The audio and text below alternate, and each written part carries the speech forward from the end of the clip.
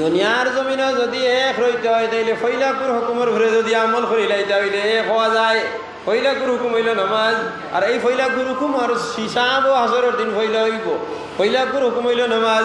নামাজ দ্বারা মানুষের ইউনিটি গঠন করা হয়েছে। আল্লাহ মানুষের ইউনিটি গঠন করা দিয়েছেন, মুমিনের ইউনিটি গঠন করিয়া দিয়েছেন। যখন ইমাম সাহেব হইব আল্লাহু আকবার হইয়া হাত উঠাইবা, সারা মানুষ এক লগে হাত উঠাইব। ধনী গরিবের কোনো স্তর নাই, শিক্ষিত অশিক্ষিতর কোনো স্তর নাই, সাথিয়ানার বেজারের কোনো স্তর নাই, রাখ আর মোটার কোনো স্তর নাই, সুন্দর আর কুসির কোনো স্তর নাই। যদি ইমাম যখন হইবে আল্লাহু আকবার, ইমামের পিছনে যদি সারাদিন বিক করিয়া ভিখারি বেটা এই ইমামের ঘরে হবায়, আর বড় একজন ব্যবসায়ী মানুষ, বড় একজন শিক্ষিত মানুষ, বড় একজন দানা মুরব্বী মানুষ, বড় একজন রাজনীতিবিদ মানুষ যদি আয়, বড় একজন ওলি যদি আইন, আরে এখন বাবা তুমি এখানে বইতে পারতে না, এখানে আমার যাবা তার কোনো অধিকার নাই। আসেনি অধিকার? ইমামের ঘরে ফকির বেটা হয়ে গেছে, গান্দা খবর লইয়া হয়েছে, কাপড় গুলা পাক আমির শরীয়ত হজরত মৌলানা ইউসুফ আলী সাহেব পাইছেন, হজরত মৌলানা ইয়াহিয়া সাহেব পাইছেন। আইয়া যদি কইন তুমি ইন থেকে হরাও, তুমি কেন কাঁদতে বেটা বইতে পারতে না, তার কোনো অধিকার নাই। তাহলে তাই যদি হরাইবার দেবে অধিকার নাই, তাহলে ফকির বেটায় দাঁড়ো বইয়ে নামাজ পড়তে পারবো। ধনী গরিবের কোনো স্তর নাই। বড় এক শিক্ষিত মানুষই যদি এখন না না তুমি অশিক্ষিত মূর্খ মানুষ, তুমি ফিসর সব যাও, তার অধিকার নাই। তাহলে যে হুকুম দ্বারা মানুষের স্তর ডে ভাঙ্গা হয়ে গেছে, কি ধনী গরিব সব জিনিস ভাঙ্গিয়ে দেওয়া হয়ে গেছে, হুকুম হইল নামাজ। ইমামে কইব আল্লাহু আকবার কইয়া নামাজ নিয়ত বান্ধিছেন, বান্দার লগে সারাই নিয়ত বান্ধি লাইছেন। ইমাম যখন রুকুর মধ্যে যাইবা আল্লাহু আকবার, বদরুদ্দিন আজমল এখন যদি আমি প্রধান আমি যাইতাম না, তার 14 সিঁড়ির ক্ষমতা নাই। আমি শরীয়ত ইউসুফ আলী সাহেব তাই যদি কইছেন যাইতাম না, তার কোনো অধিকার নাই। ভারতের রাষ্ট্রপতি আবুল কালাম যদি তা কইন, তাই নিয়ে যদি কইন না তোমার লেগে যাইতাম না, আর আহমদ আলী সাহেবের মতো মানুষ, আর আব্দুল কাদের জিলানির মতো মানুষ যদি হইন, আর আইয়া যদি কইন না হাফিজ বেটা তোমার ঘরে নামাজ পড়তাম না, অধিকার নাই।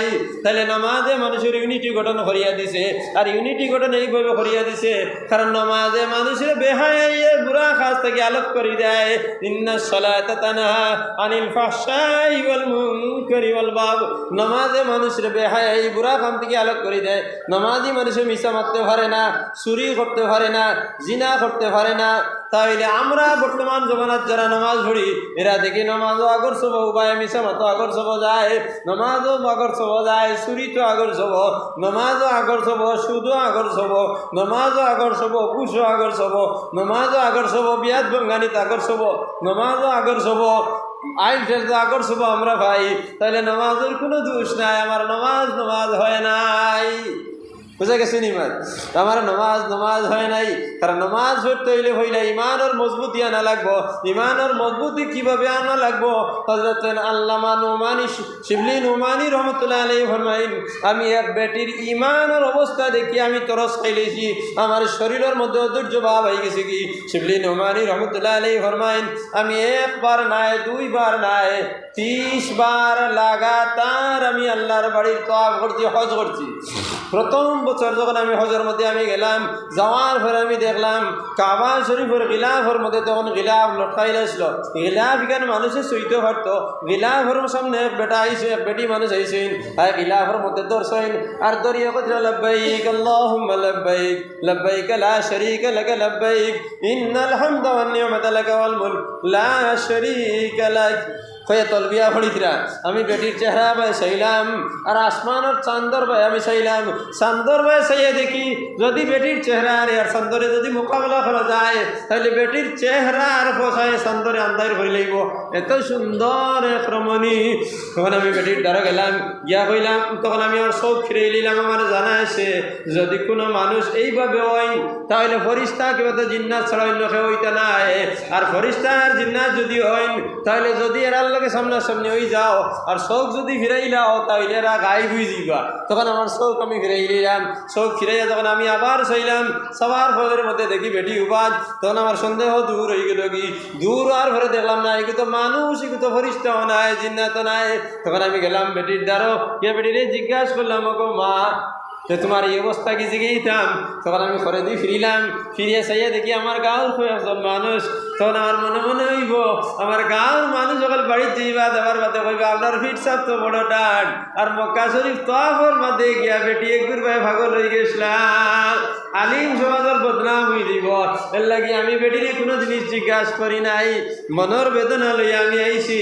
আইয়া বাদের বছর গিয়া দেখি বেটি আবার জায়গা, তখন আবার ধরো গেছি, যাওয়ার ঘরে বেটির এক অবস্থা, তখন আবার বিয়ে দেখি মানুষ। তখন আমি জিজ্ঞাসা করি নাই, আলিম অগলোর বদনাম হয়ে দিব।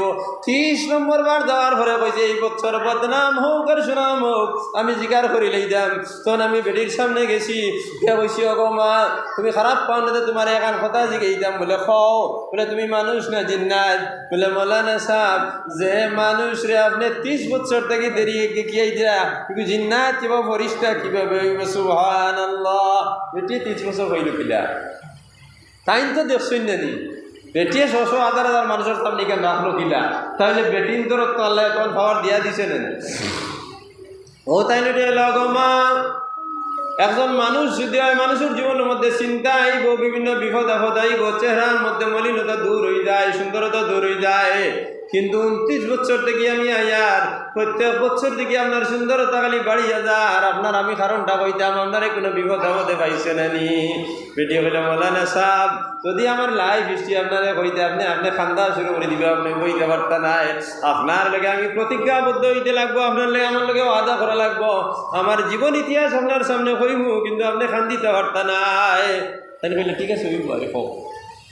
বেটি বলে মৌলানা সাহেব আমার 3 ছেলে 1 মেয়ে, আমার মেয়ের বিবাহ দিলেইছি, অভাবর তুলনায় আমরা বাড়িতে রইতাম পারছি না, আমরা নবীজির বংশের মানুষ। তখন অত্যন্ত অভাবর কারণে একদিন খাওয়ার কোনো বস্তু নাই। তখন আমার স্বামী আমারে কইলা ও বিবি জান যদি তুমি অনুমতি দেও তাহলে আমরা পাহাড় যাযাবর জিন্দগি হরিলা এই গাছ ফুলের গুড়া খাই আমরা বাঁচিমু, কারণ আমরা নবীজির বংশের মানুষ, আমরা বিখ্যাত যেতে পারতাম না, নবীজি মানা করছো আমরা লাগে আরাম। তখন আমার স্বামীর কথারে আমি সায় দেওয়ার কারণে আমার এই জঙ্গল গেলাগি, যে জঙ্গলের মধ্যে কোনো মানুষ রাত দেখেও নাই, অনেক জঙ্গলের মধ্যে আমরা গেছি, গিয়ে তাবু টাঙ্গাইয়া তাবুর মধ্যে আমরা 5 জন লইয়ার 5 জন নাই, অর্থাৎ আপনার ফুড়িরে বিয়া দিলেইছি, আমার 3 ছেলে লইয়া আমরা 3 জন লইয়ার। সকালবেলা যখন আমরা ঘর থেকে বারইছি, দরজা খুলিয়া নামাজ ফজর নামাজের লাগি বারইছি, আর বারইয়াও দেখি সামনে গাবি একটা ছাগলে কুয়াইছে, ছাগলে কুয়াইছে খেয়াল করছি না।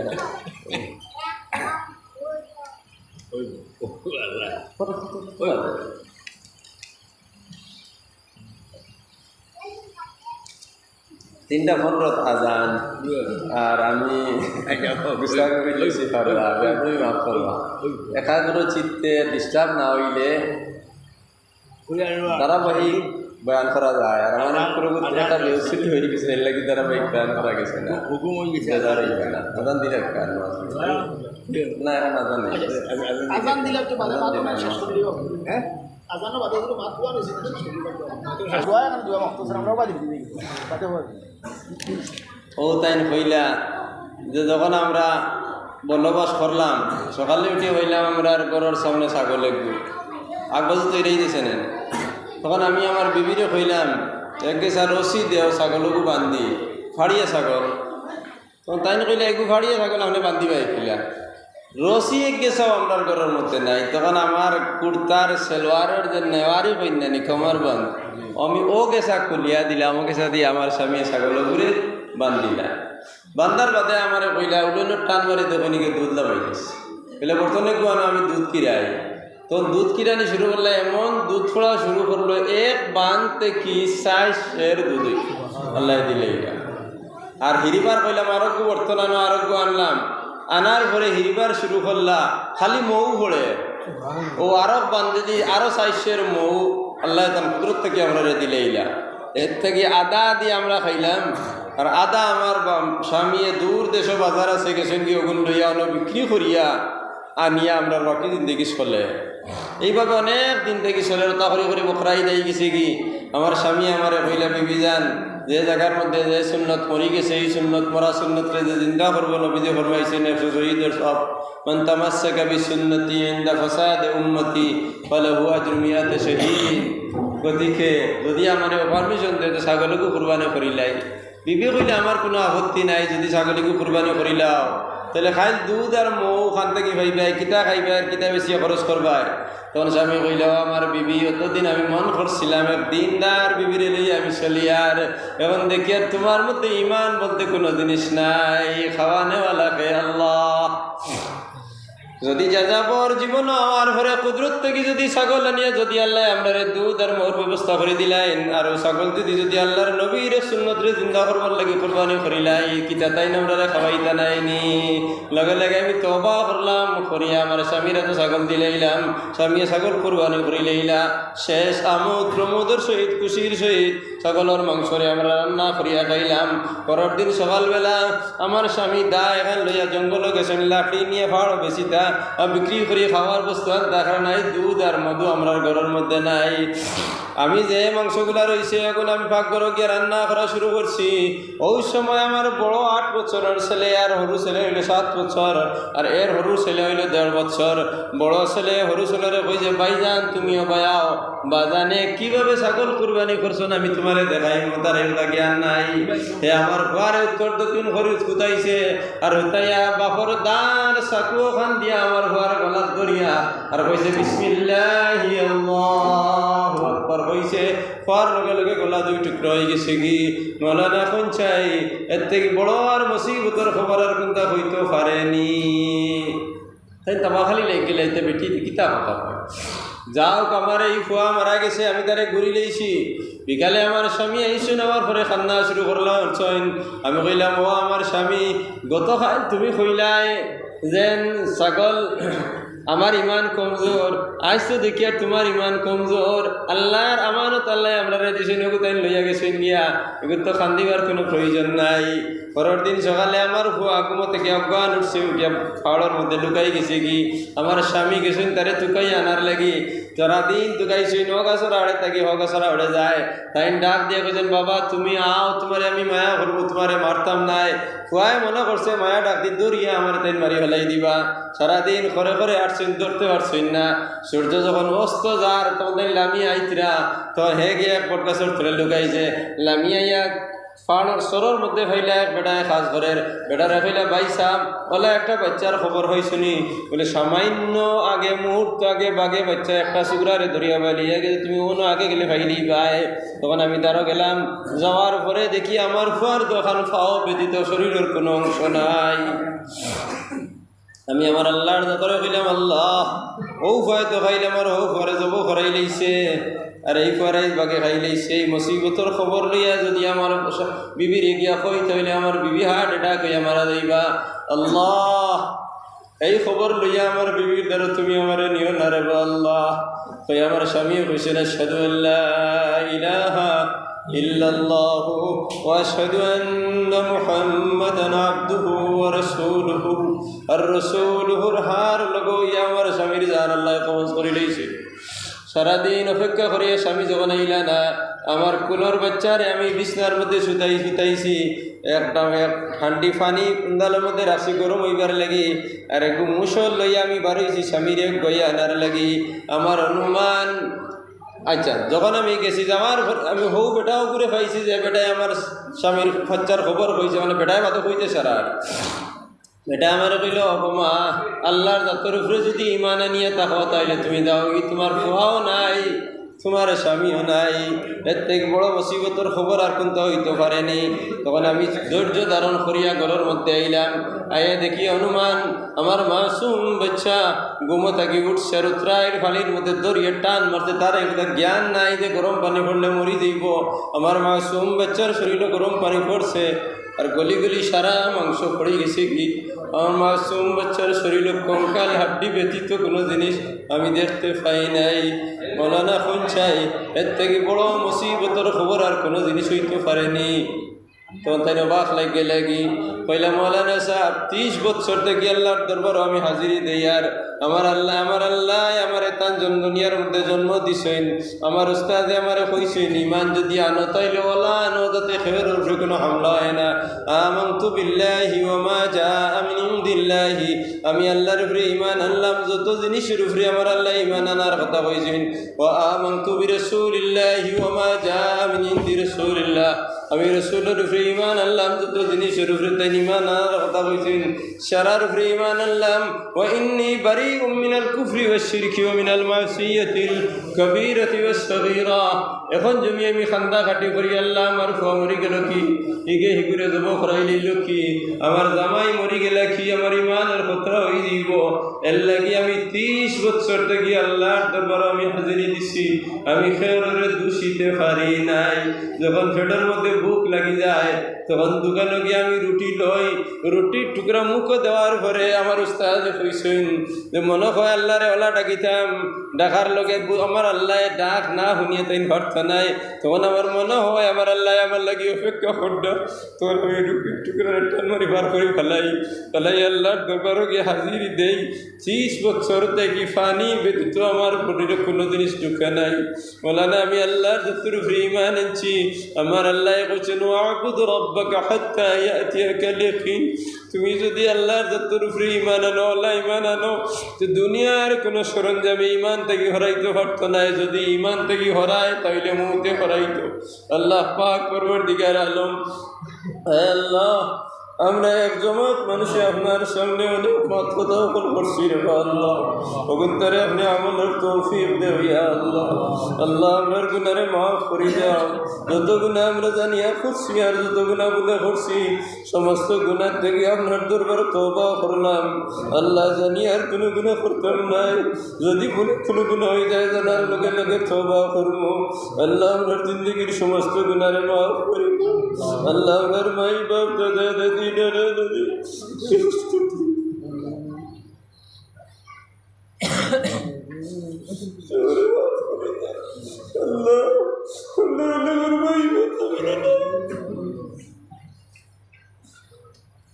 খবরের মধ্যে কি আপনার অপেক্ষায় আছে আমরা তার লাগি তো আল্লাহ আমরা দোয়া করি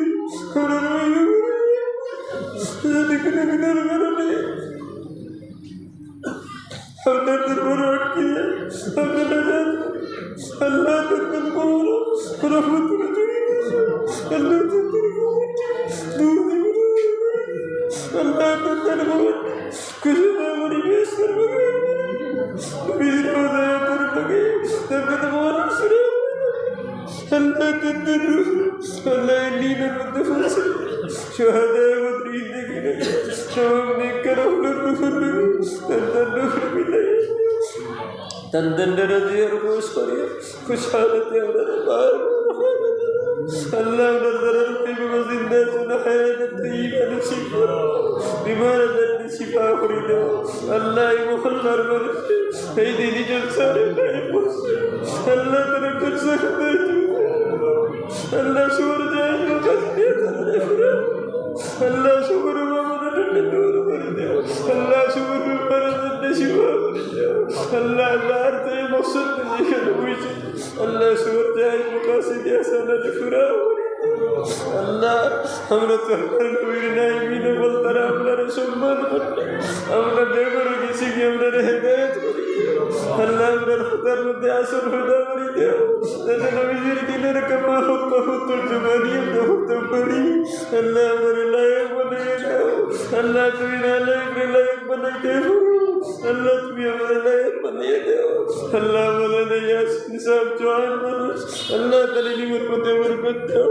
তার হায়াত উপরকে বরকত দাও তার আমলের মধ্যে বরকত দাও আল্লাহ মাওলানা আব্দুর রহমান সাহেবের হায়াতের দরাজ করে দাও বিমারের শিফা করে দাও আমলের মধ্যে বরকত দিয়ে দাও আল্লাহ বৃদ্ধ বয়সে নবীর দিনের খেদমত লাগি এমন মুসিদে ওদের কবুল ফরমাও নবীর খাতির আমরা দোয়া কবুল ফরমাও ربنا تقبل دعانا بوسيلة حبيبك محمد صلى الله عليه وسلم بفضل سبحان ربك رب العزة عما يصفون وسلام على المرسلين والحمد لله رب العالمين آمين آمين